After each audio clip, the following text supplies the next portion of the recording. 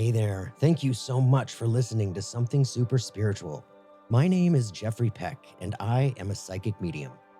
If you are seeking conversation with loved ones on the other side, or discussion about spirituality, life after life, and anything in between, join me as we discuss all things spirit. We are collectively experiencing a spiritual awakening right now and recognizing that we are much, much more than we once believed. We don't die, and life doesn't end. We are eternal spiritual beings living in this crazy 3D virtual world of existence. Let's talk about it. Yes. Lauren Rainbow, I'm so happy to have you here on Something Super Spiritual with us. It is such an honor to meet you this way, and thank you so much for being here. Oh, thank you so much for having me. I am super excited to be here today and excited to connect with you. Thank you. Me too. So, you know what? Let's get right into it. I feel like we have so much to talk about, and I always let spirit take the wheel. So I don't have an agenda. I don't have a bullet point. We'll just let spirit go with it. Okay. Love it. First of all, I want to say thank you for your work. I have been watching you from the sidelines ever since I really started to, I opened up in 2006 when I became attuned to the Reiki. Yeah. And the side effect for me was that it ignited all the spiritual senses and kablam, right? Yeah. So I started experiencing spontaneous mediumship when I was doing Reiki treatments on people, okay? I knew that calling started to like heat up on the inside. I knew this is where I was going. But I had one more career to work through from 2010 to the end of 2018. And I knew this is where I was headed, but that's what I had to do first, right?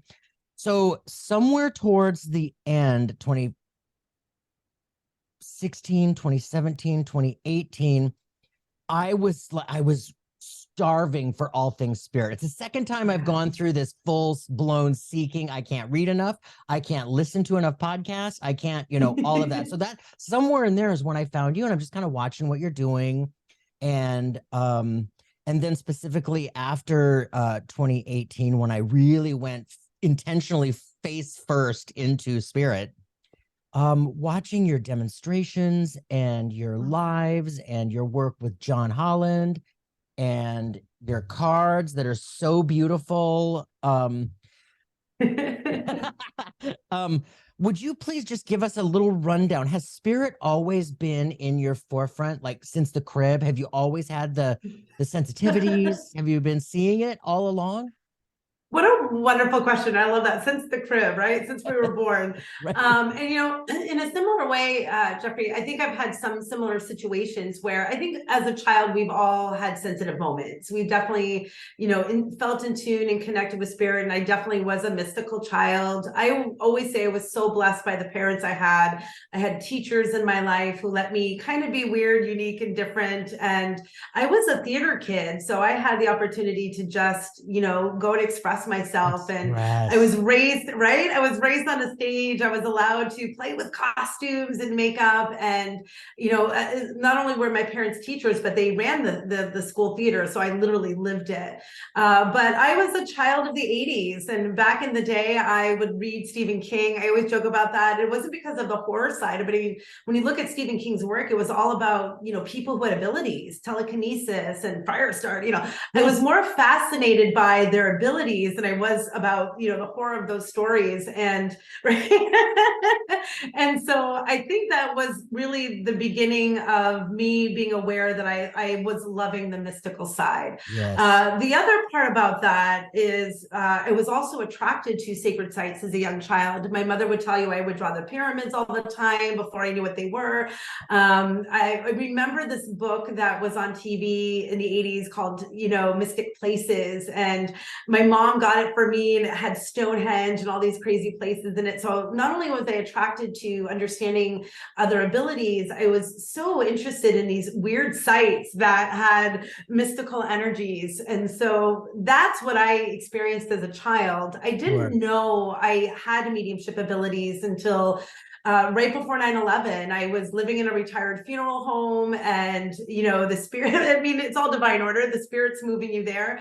Yep. And I started to feel really sensitive to the energies in that place, and it Yep. just opened doors. I lived near Salem, Mass, so I was going to Salem, Massachusetts, and checking out the spiritual shops, and I bought my first deck of tarot cards. And my life is definitely a synchronistic movement of spirit. I ended up in a healing center where I was attuned to Reiki.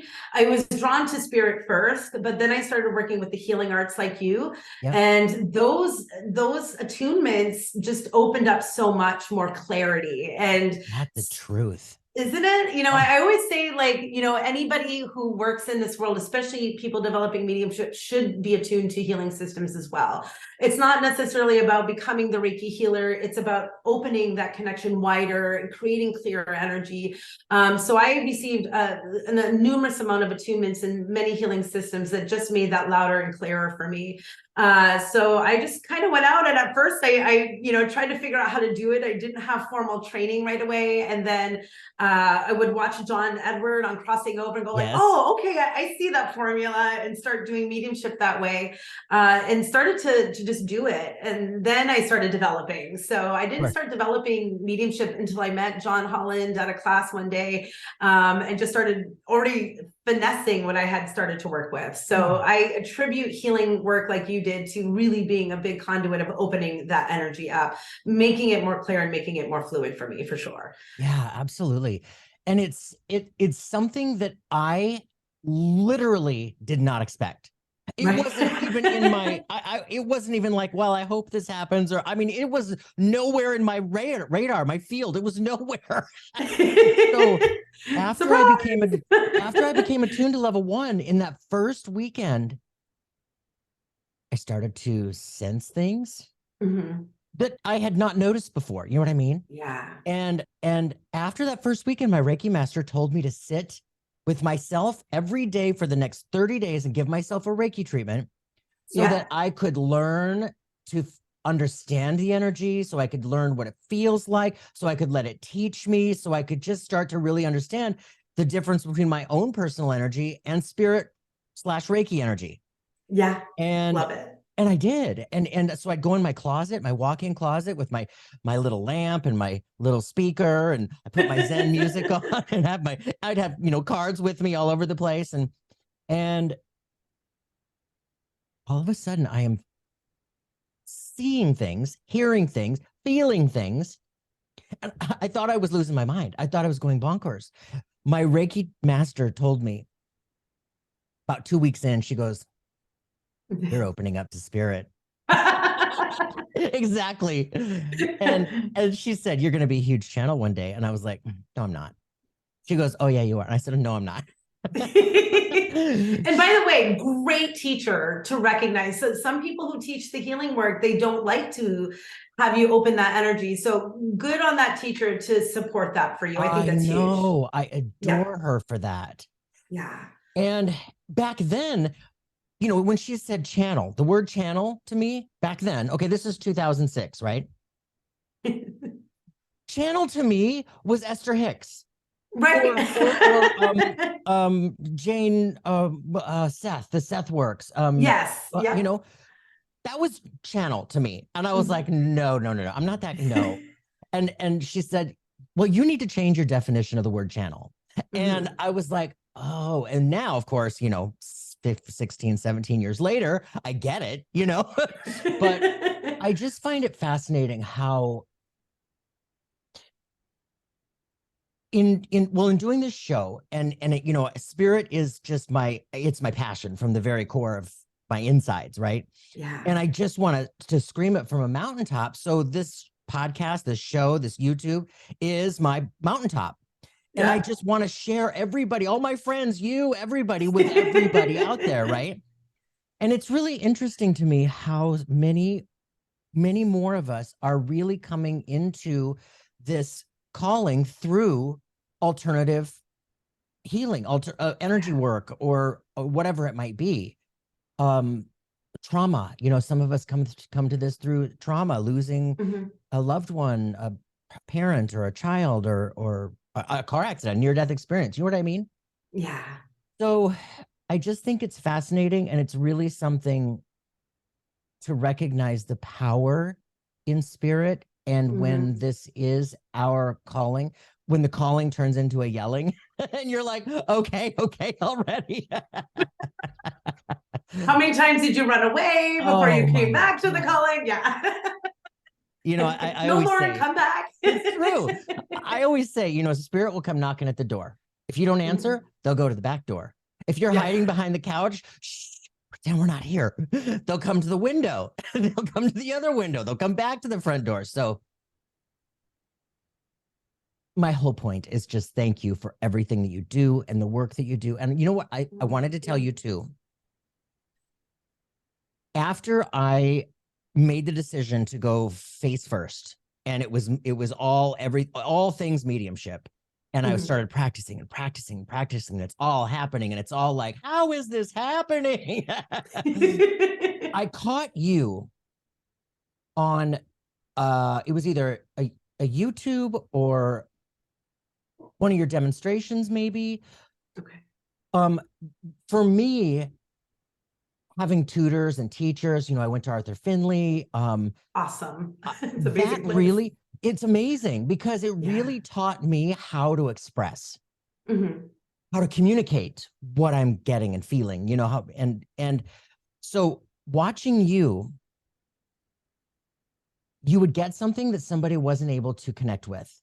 And you're Mhm. like, no, no, no, no. Okay, no, I'm not moving away from this.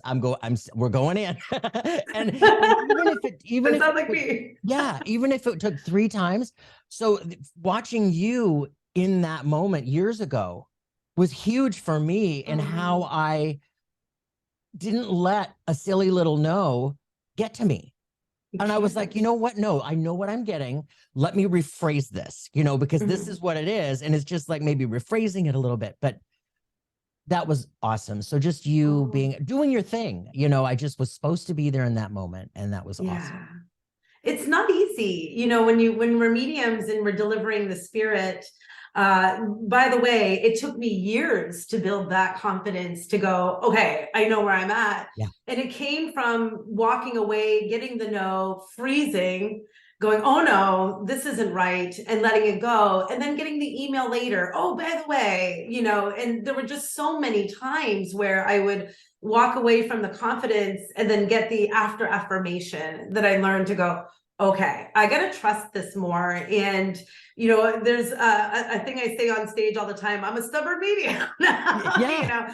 and it's really, I always go in with what do I first feel? And if that's not clicking, let me try to slightly get that more clear for you, Yes. how people hear things from what we say as the translator. I think being a medium, we're translating energy into language, and that can be direct on the first time we receive it, or we might have to, I still feel this, but I need you to get into the same understanding with me. And it took practice, by the way. That Oh, wasn't always easy. oh, it does take It practice. takes. I mean, let's be honest. Yeah, it's so amazing, isn't it? It's just so Yeah. amazing. When you, when you started working, you met John in a class, you mentioned. Mhm. Yeah. Was he then your next teacher?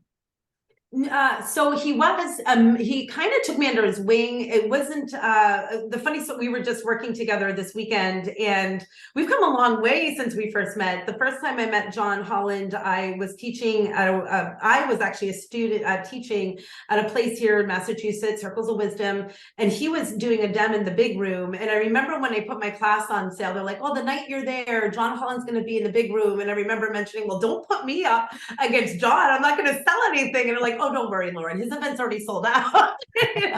So I did sell a little mediumship practice circle I was teaching. And I remember I'm sitting in the room and waiting for my students to come in, and John's room is filling up. And all of a sudden the door opens, and this guy pops his head in, and I'm like, oh my God, that's John Holland. And he goes, well, look at you here. I hear your name around, and glad to meet you. And I'm like, oh my God, hi. And it was the next month, I'm in the same situation. He's got a sold out event in the big room, and I'm teaching a class in a little room, and he pokes his head in and he goes, well, Miss Rainbow, here you are again.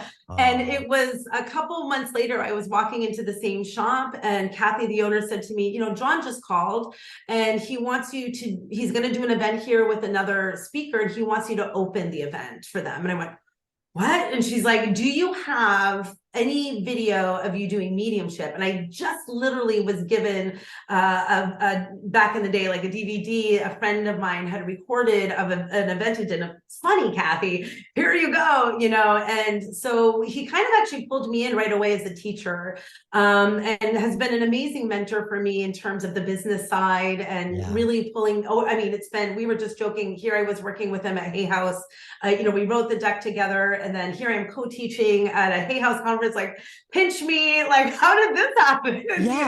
So he's just been really one of my best friends, and I'm so blessed to call him not only a mentor, but truly a friend. We live right down the street from each other, and he's been such an amazing asset in the growth. When you see somebody who sees you and recognizes you and supports you, it was a huge thank you from Spirit. It's been an amazing journey. Totally, absolutely, divinely led, completely. Absolutely. Okay, you mentioned Hay House. We were going to talk about this. I think it's so amazing because this was last week, right? I just got home yesterday. So this past weekend, we were in Tampa. They did one of their I Can Do It's for the first time since COVID. And, we got to teach a pre-con, the pre-conference. So we did a whole day teaching.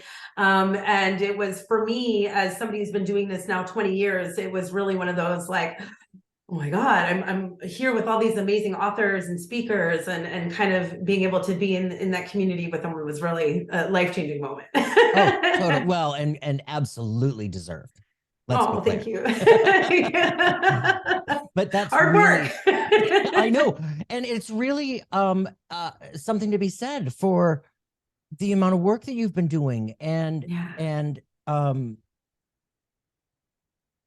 well, and also the way that Spirit drives our car. It's really like you said.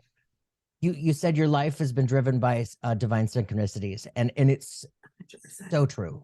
Yeah, every step of the way. It's one door opens, and it's one of those things where I say, if you're meant to do this work and you show up to it, the doors will guide you. I didn't meet John until almost it was 2009 when we really formally met, 2010 when we actually did the event together, and I had already been doing this work locally since 2001. So that was 8-9 years of just putting yourself out there, doing psychic parties, psychic fairs, doing whatever I could to just show up to the work. Here's the other thing I'll say to that. I had no idea what the path would look like. I did not start this work thinking it would bring me to the point I am now. I did the work just to serve, just to do the work, just to help people. And I think when people, a lot of people ask me, how did you get there? I just did the work. I just keep doing the work, and it grows, it shifts, it changes, it's evolved. But if you were to ask me 20 years ago when I had my shift around 9/11, if I would have ever seen myself where I was this past weekend, I would have been like, no. And if you had told me that would have been my path, I probably would have ran the other way. So I think the universe knows how to lead you in the direction that you're meant to go, and to get you right where you need to be when that time is right as well. Absolutely. Yeah, it's amazing. It is amazing. And I love that you said you were just doing this because A, you felt like you were supposed to, but B, you were just helping people. Yeah.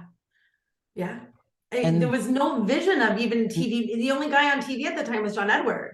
We didn't have Lisa Williams yet. We didn't have Long Island Medium. James Van Praagh was there too. Absolutely love him.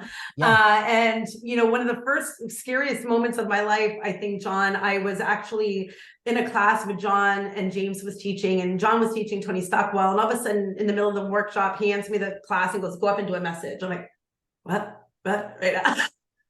and most terrifying moment I've ever delivered a message. Oh my God, with the masters looking at you. And thank the spirit, because this is the beauty of the work. When you really trust, they show up. It was incredible.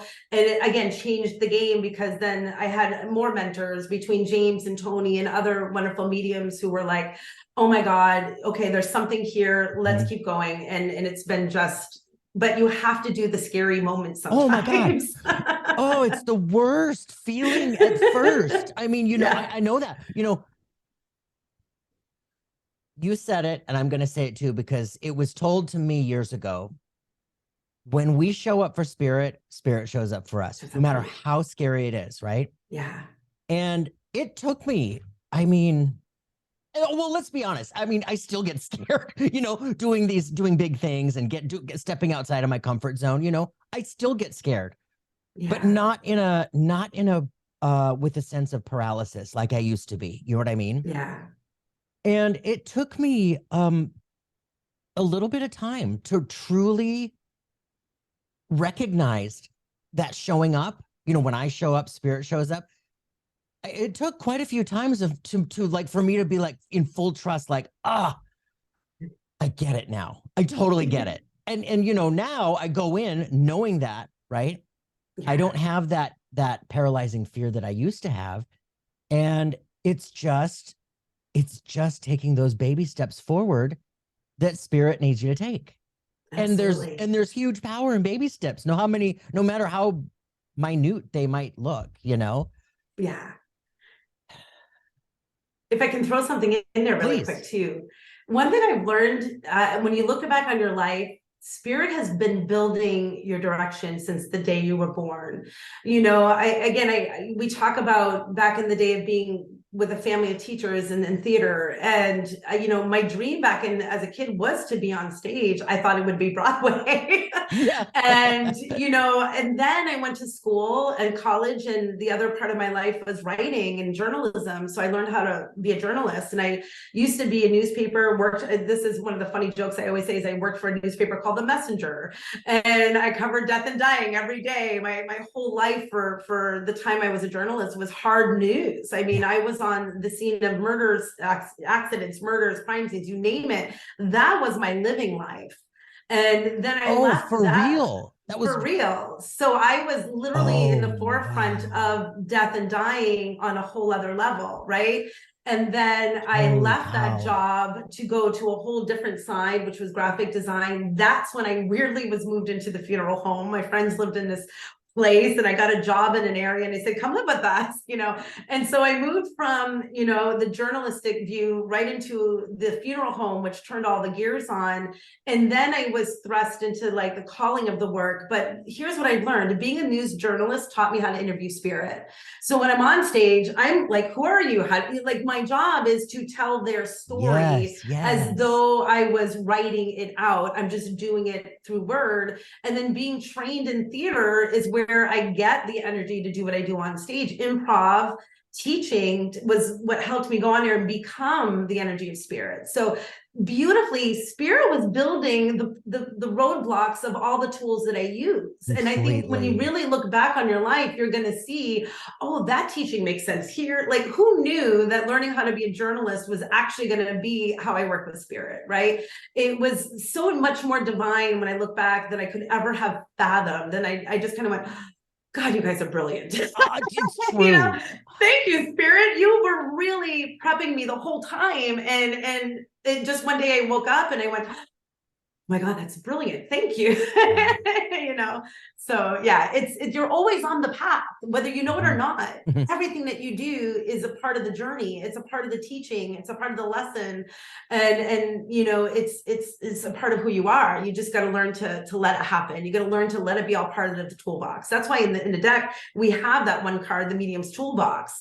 And it's really about every single thing that you take in your life is becoming evidence for spirit. It becomes things that they can work with that you have built into your system. Also the knowledge to help be the evidential part of spirit. So you're always on the path, whether you know it or not, it's always working for you. Yeah. We each hold a different part of the manual, you know. 100%. That's a great way to put it. Through our own experiences, through our own filters, through our own experiences with where we lived on the planet, through culture Yeah. and religion and, the families we were born into, and then of course, the traumas, the trials, the getting through life, we all hold a different part of the manual. 100%. And, I love and that. it's very, it's amazing. I Yeah. just like, what other word is there? It's just amazing. So talking about this in our callings, in our, what we've been doing, what you're doing, I'm doing, talk to the people who are listening that this isn't their path, to be on screen and talking about spirit and teaching about spirit and mediumship and psychic awareness and chakras. You know what I'm saying? Yeah. Talk to the people about that side of it. So yeah, there's often a view that if you open up to being a medium, it must have to be on stage or on TV or something like that. And that's not the only way this work works. Many of my students are, sometimes they just say you're developing yourself, develop your ability, and ability guides you.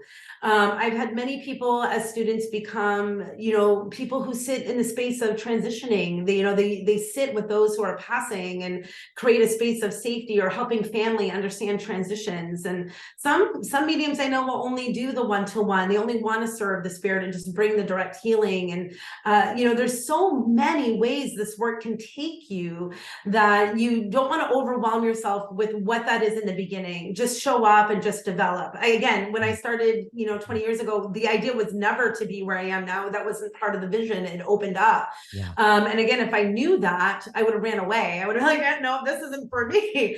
And it was slow graduation from one step to the other. And so if you're sitting here wondering, where are you going? You feel connected to spirit, and you're wondering, where are you going? Why am I doing this? Don't worry about the why. Just keep doing it. Keep showing up to it.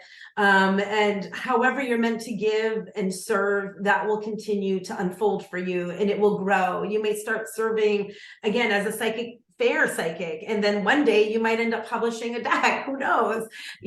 Some people I know who do this work. I have a good friend of mine who I say is the best medium you'll never meet. He's one of the most amazing mediums you'll never meet. He works in a whole other, corporate life, and for him it's about just being spiritual. It's just about being connected, and that is enough. He looks at me last time, he goes, I will never do that. That is not my life. And yet I have a great friend I can talk to about this work, and he's got some amazing teachings. But I always joke, he's the one medium you'll never meet in this life, because it will never step into that work, and that's perfect. Totally. Right? Okay. Yeah. You don't have to be a professional working medium or intuitive to be intuitive, to access your abilities inside. I mean, intuition alone is the core of all of this. Being a medium is a part of it, right? Mm-hmm. But at the core of every single piece of what we're doing, it's learning to understand your extra sense, your extra voice, and to be more in tune with how to navigate this world. Yeah. So the one thing I benefit from in the teaching the most is I have great navigation skills, and I don't listen every day. I certainly still make mistakes and go against my feeling, but I navigate better than I did before I knew what I was doing. So if you're not sure where this is taking you, don't worry about that. Just show up to understanding your voice, learning that extra sense that you have, how it works for you, and it will guide you. You will use it in so many ways. We have people now who are intuitive business coaches, or they help in so many different ways that it's infinite. There's so many ways you can work with this work. Just get to know yourself better. That's really the way what it is. It's about getting to know yourself better on all levels. It's so true. Yeah, it's so true. Know thyself. No, exactly. First rule of Reiki, heal thyself, right? Yes, and it's so true. Not one path is any better or less than another. Yeah. And there are people who are not meant to be, like you said, on stage or giving one-to-ones, or even doing psychic work, tarot work, whatever. But when we connect to our spirit, when we connect to our the other side, our team, our guides, our loved ones who are cheering us on, we might be the one that might be so compassionately driven that we end up changing lives for people, let's say in hospice or in a hospital after surgery. You know, maybe you might be a nurse that is just connected to that source. And there's so many different ways that this can look for each one of us. And Absolutely. and you know, you're absolutely right. I say the same thing. When you know, people ask, you know, is everybody psychic? Is that true? Or is that just a way to sell books or this, that, or whatever? My response is, here's the deal. Fundamentally, first and foremost, we are spirit. We are an eternal spiritual being. End of story. So we are all dialed in. We are all have the same wiring. You know, some of us might be a little bit more sensitive to that wiring, but we are all connected. So, yes, you know, when we open up to that spiritual side, it just like you're driven in places that you could never have dreamed. 100%.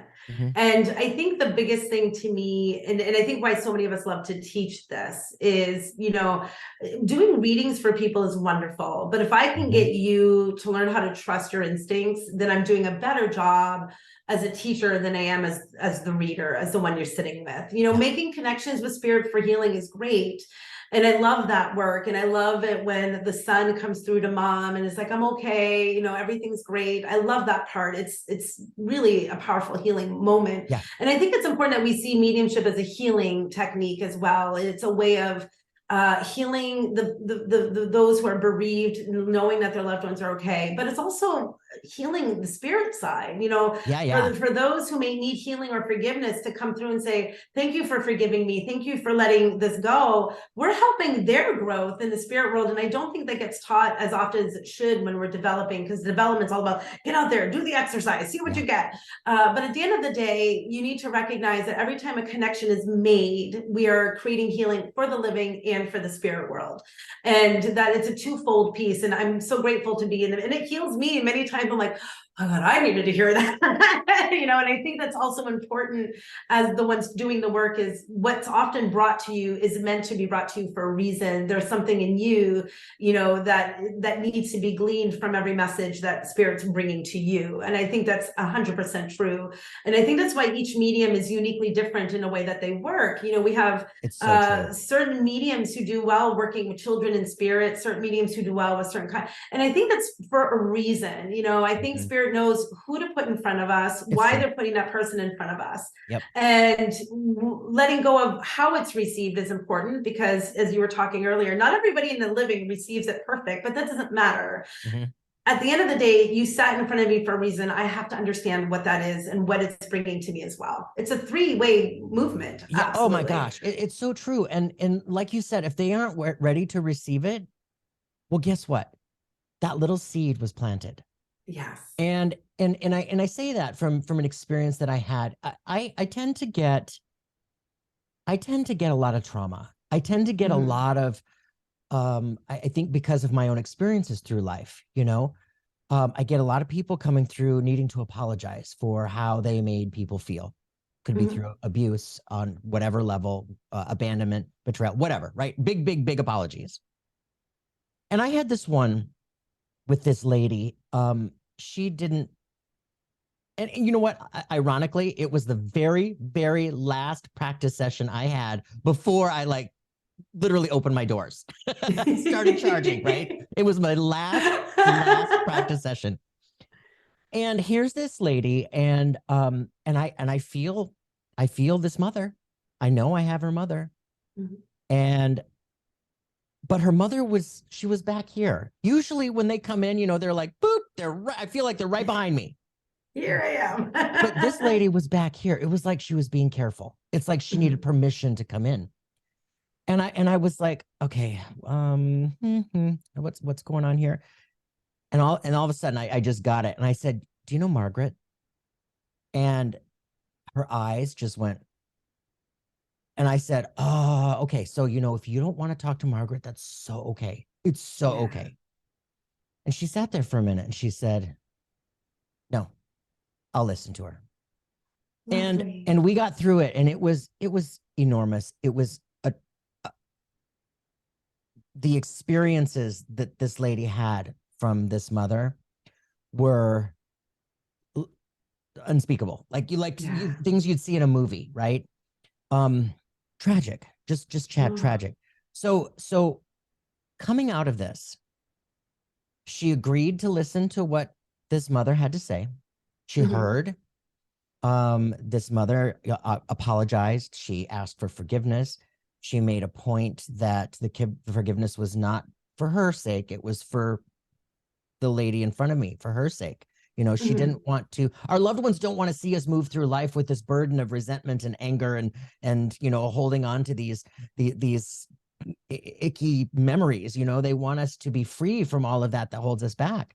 100%. And, so my whole point in this is that a week later, I get an email from her, and she says, you know, I really want to thank you, because in all of my 50 plus years, I never in my life would have ever dreamed I would have ever listened to that lady. I never would have wanted to hear any apologies, any excuses, any requests, anything. And she said, and I want to thank you, because ever since then, I really she goes, I can't forgive her yet. She goes, but I'm telling you, I am leagues closer than I would have ever been. And you know what? That is why I do this work. Yeah. And for what it did for the lady in front of us, for what it did for the lady behind us, and what it did for me, my own healing. I had to get off this call and I cried for like 15 minutes. I have a weirdly similar moment where many years ago, I had a couple, a husband and wife, come in. And the husband came in wearing sunglasses, and he sat down for a reading with his wife and wore the sunglasses the whole time and gave me no emotion, no nothing. And I'm doing the message, and the wife was a great recipient, because she was, yeah. And right before the end, I looked right at him and I said, I have your father here. Will you let me give this gentleman to you in spirit? And I just got a little head nod. Yes. No sunglasses coming off, nothing. So I just delivered the message, and it was tough, because normally as mediums, we do a little back and forth. Here's something, do you understand? And we're trying to just get that validation, not for the ego, but just to at least know that this, you know, I think people think we need validation because it's about our ego. And for me, it's never. The reason we check in and go, hey, here's a piece of information, do you understand? We just want to make sure that you're receiving this, so we're not wasting your time, energy, and money. Number one, nothing, just deadpan, no expression, couldn't see the eyes. So I had to give it to this man as I did, and off they went. A couple of years later, they come back, and they come into the room, and this gentleman has his glasses off, and I said, hey, nice to meet you. And he goes, oh, we've met before. And he goes, you did the reading for me, remember? And he even said, I was the unkind gentleman. I'll keep the language clean, but he swore. He's like, I'm the guy who was wearing the glasses, and I didn't give you anything, and you nailed my father. Like I have, and I walked out, and he came in and gave me now the biggest hug. Now this was 3 or 4 years later. And so I was like, oh my God, you know, because I remember that moment. I remember going, oh, let's see what happens. I sent him away, and he came back years later, open, no glasses, ready to receive, and gave me the greatest hug. And that was a great moment. I get chills when I say this, because I had to let go and not know if that ever changed anything. And that's okay. Sometimes, remember, it's not about my ego needing to know. I just got to do the work. And to actually see him come back totally shifted, totally changed. And he goes, that message helped me forgive my father. And I never thought I ever would. So, you know, sometimes we do this work literally blindly, not knowing what's going to come of it. And you have to be willing to let that part go and just, okay, love you, see what happens. So that was a great reminder to me of going, oh, phew, it works. Yeah. It's truly amazing. And, you know, when I sit with myself and I'm sitting in the power or with spirit, and I'm just like, you know, just like, thank you. You know, like, how do you say thank you when the words thank you don't quite seem big enough? You know what I mean? So you just sit there in that and cry a little and to be able to share that with those who want to listen to these experiences. Like when people are watching a demonstration, even if they don't receive a message, you know that it's still healing for them.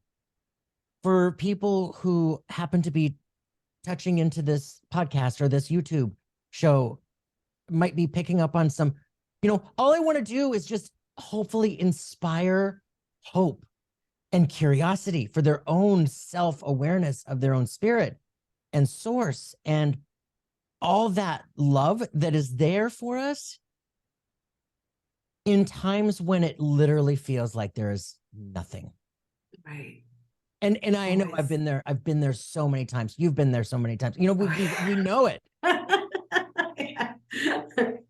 And I when I talk to my people, we're so much better together. Mm-hmm. And 100%. Like, I feel like when I have to do something that's scary, like maybe getting on stage in front of a bunch of people, if I have somebody I'm doing it with, and it's like we're like energetically holding each other's hands, I feel like I can do anything, Yeah. So we're just so much better together. And that's what I want people to recognize from what we're talking about, in that, we're here for you on so many different levels, rather than what it might appear to be, because we're mediums and that's all we do. You know what I'm saying? And can I take a little soapbox moment on that? Please go. Yes. One thing I think you're saying is gorgeous, but I see sometimes, and I think it's starting to shift, but back even about 10 years ago when I was doing a little bit more development, there's sometimes a lot of ego in mediumship development. There's a lot of competition among mediums. And I think we need to get over that what you're saying is, yes, there are wonderful friends I have in my life, like John, and some wonderful folks that we support each other's work. We don't look at this as a competition. We don't look at this as he's better than me or I'm better than him. It's really two unique mediums doing the work their way, and we're sharing the space. And you know how people need to receive my way, they'll connect with that. And if people receive John's way or somebody else's way, they connect with it that way. And I think as a teacher, I've seen too much in development circles where, so if you're a developing medium, this is for you guys, where we need to just respect each other and respect each other's development and support each other's development. And sometimes I see mediums almost beat each other up in classes, and I think that's awful. That's like, to me, I think it's, I've always sat as a student and said, when someone's giving to me, I'm like, what have you got for me? I always try to hold that space of excitement and love and never judgment of their abilities, because I know what it was like to develop and not be sure of myself. And so I think we do need more inside the community. I think we need more respect of each other, more respect of the journey, and more support that we're all on the same path. There's plenty of work out there to be done, and that this isn't a limited work environment, so sorry, I hope you don't mind. But no, you just kind of, when you said community, I think there are some people who do support each other, but I also see sometimes it can be a bit cutthroat, and that's not necessary. We're all in the same path of love. So it's so true. And that's why I say we're so much better together. Absolutely. When I started this a year ago, and I interview all of my friends, everybody I know all over the world, everybody doing their work, however they're doing their work. A lot of them are mediums, because that's my world. You know what I mean? Yeah. And I just want to talk to everybody with any sort of spiritual experience that they can talk and somebody can resonate and learn from. Right. Yeah. But at the beginning, somebody said to me, well, aren't you, this is your work. This is how you make a living, right? Well, yeah. Well, you're kind of pushing all of these other people, this competition. And I was like, oh, no. This is we are sharing each other with the world, and not everybody is everybody's medium. And correct. I am a completely different personality than you might be, that John might be. We have our different experiences, and different people might resonate more with you versus me, or more with me versus John, and that's perfect, because spirit brings them to us anyway, because they know how we are able to communicate effectively for what they need to hear. So it's like, no, we are all in this together. We need to be. 100%. Yeah. Yeah. So thank you for letting me share that. Cause I see less of it now, which is great. Mm-hmm. And I think maybe going through the pandemic has shifted that a little bit, but it's still something that within a community of development, it's like, we're all on the same goal and we're all here to help heal and love spirit. And if you recognize, and that's also why I think some folks succeed better than others. Spirit knows who's truly of service. Yeah. They know who's here to create community and to create that. So, if there's a struggle there, check in with yourself to see, are you willing to participate in the community of the work and share that, and lift each other up, because we have to. There's so much healing that needs to be done in this world right now. Mediumship and what is needed is the hardest work I've ever done in years in supporting those who are here because of the great amount of loss that we're dealing with. So we need to be community. We need to love, share, and take care of each other along this path. 100%. Yeah. Amen. Okay, so we've already been talking for like 45 minutes. It goes by so fast. Isn't that crazy? Well, Spirit's going to take this where it needs to go. Okay. Always does. Okay, so while I'm thinking about it, let's talk about your trips, because oh my stars, here's my thing. I lived in Phoenix for better part of 30 years, and Sedona became my second home, specifically after 2006, when I started to recognize all of this newness in spirit and energy, and you going to places like Peru, India, Mexico, Egypt. Did I get them all? Peru? That's the big ones. Yeah, that's the big ones. Okay. England. I did England ones. Yeah. Oh, and that too, like Stonehenge and I love those mystical experiences, because you cannot duplicate them. When you are in those power spots on this planet, the mystical experiences are just wow. So please talk about that for everybody. So in quick form, we go back to the early part of the conversation where when I was a child being drawn to the mystical places. And again, the universe is always putting parts of our path. And my first journey ever was in 2003, where I was a participant on a spiritual pilgrimage. I used pilgrimage or journey to England, and we went to the sacred sites there, and shifts. I came back a whole other person. And I was like, wow, I knew I was attracted to them for a reason, but then you realize these ancient masters build these places on sites for a reason. Totally. And for us to, I think, go and work with the power that is there, like Sedona and the vortices that are there. Then I was invited to Peru. That was a magical one. How I got there, it needs to be a book, because at the time when I was poor, starving, I was a starving mediumship artist trying to get away in this world. And I was literally gifted a journey to Peru. I was there for 21 days, and I experienced everything from my first ayahuasca journey to just magic from the sacred sites, Machu Picchu, Nazca Lines, Lake Titicaca, you name it, we were everywhere. I came back doubly. I was like, oh my God. And every time I would do these spiritual journeys, my energy and work would magnify coming back. Wow. Like they were like booster shots in the spiritual shifts. Truth. So Egypt is, Egypt and India are my two biggest calls, and Egypt was with me since I was a young child. So when I first got my chance to go back to Egypt as a participant, again, magical moments, how I got there. I was actually having a dark night of the soul, and I kind of said, I'm done with you, spirit, I'm walking away. And then I got an email from a friend of mine that said, you're coming to Egypt. And at that time I was, again, running on little to no money. I put everything I had in and just said, let's see what happens. I came back from Egypt after extraordinary experience. I quit my full-time job, went full-time psychic medium, and I've never needed a full-time job since. And so these are little booster shot moments. And then I knew then that I want to do this. I have such a passion for these sites. I was drawn to them since I was a child. I want to create sacred sites, sacred journeys. So I did my first one in 2017 to Mexico. 5 days later, I went on my first journey to India to experience it.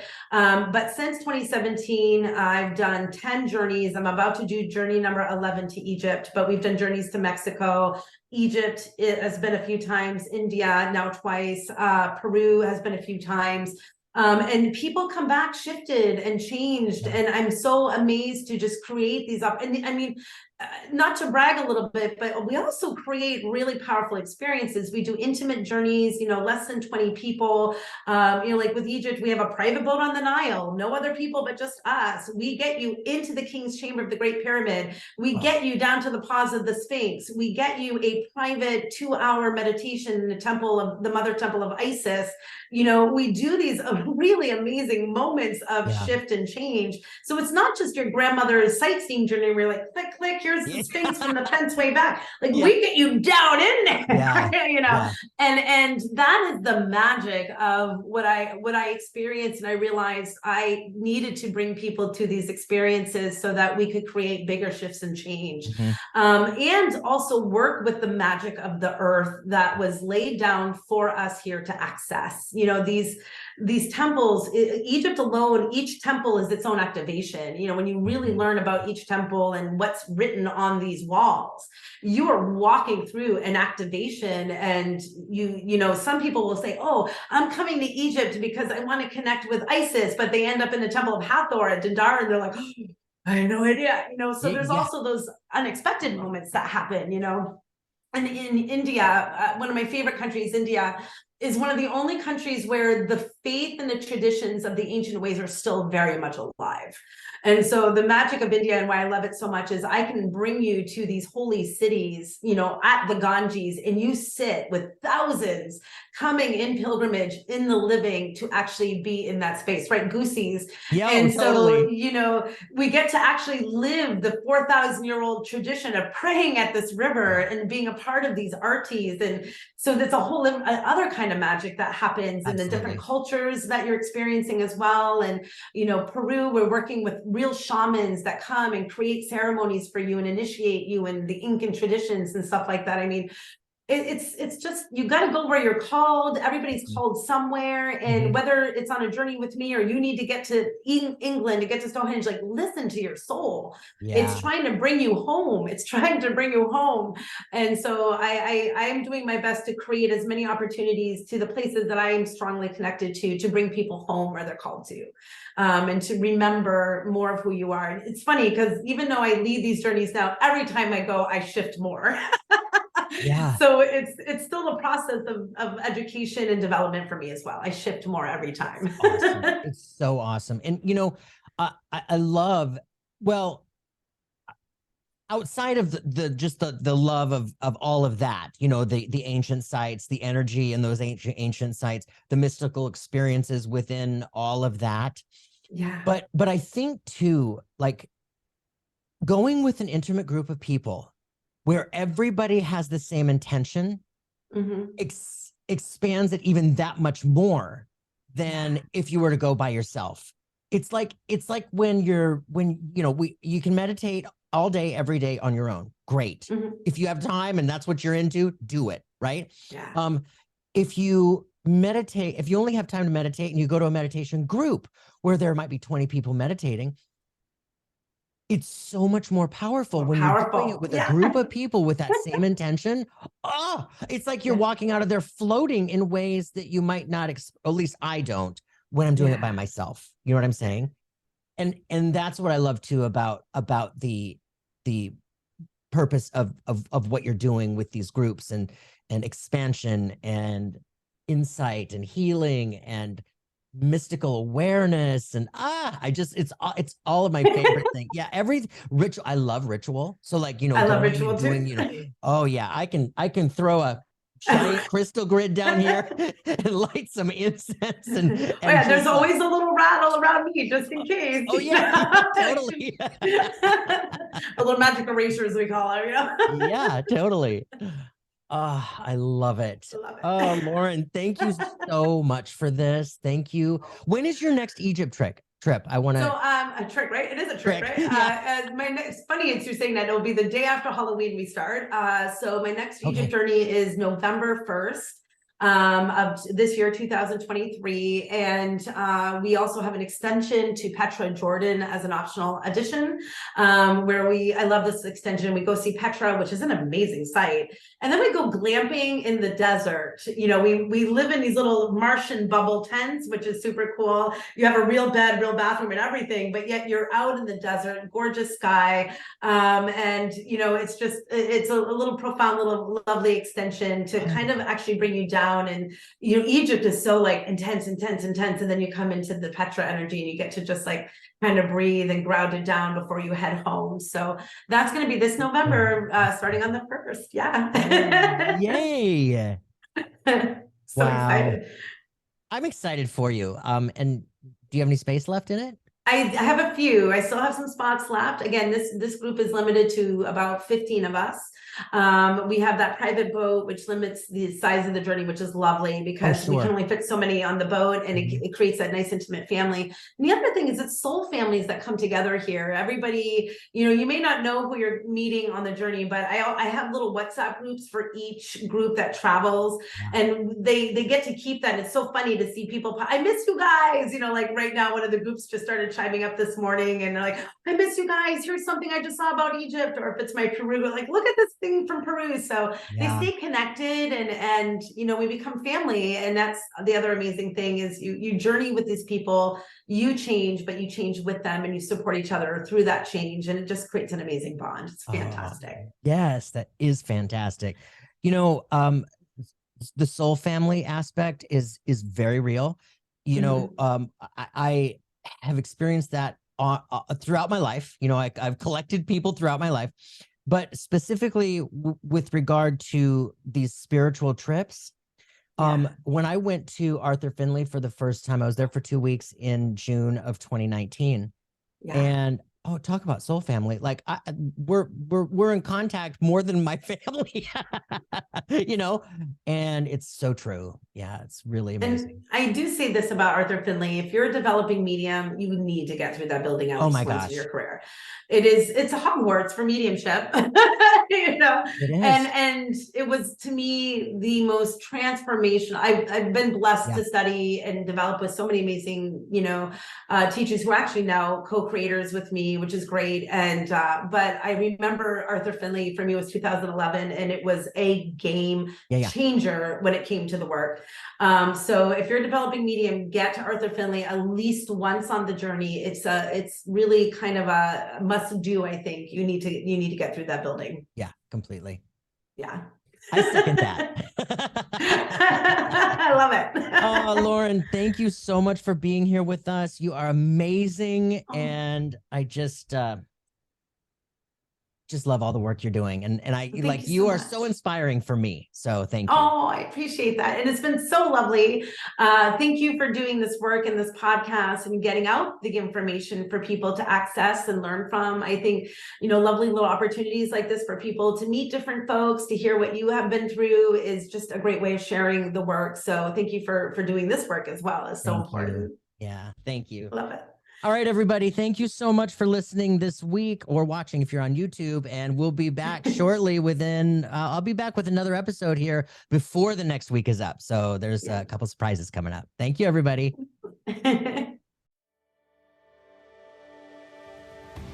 Thank you again for listening to the Something Super Spiritual podcast. If you know someone who would enjoy this episode, please do share it with a friend. For show notes, links, and to purchase a mediumship reading, my website is somethingsuperspiritual.com. You can also easily subscribe and follow the show on your favorite app, sign up for my newsletter for bonus content, and to keep the conversation going, you can easily join the Facebook community. It's all right there at the website, somethingsuperspiritual.com. Signing off for now, namaste.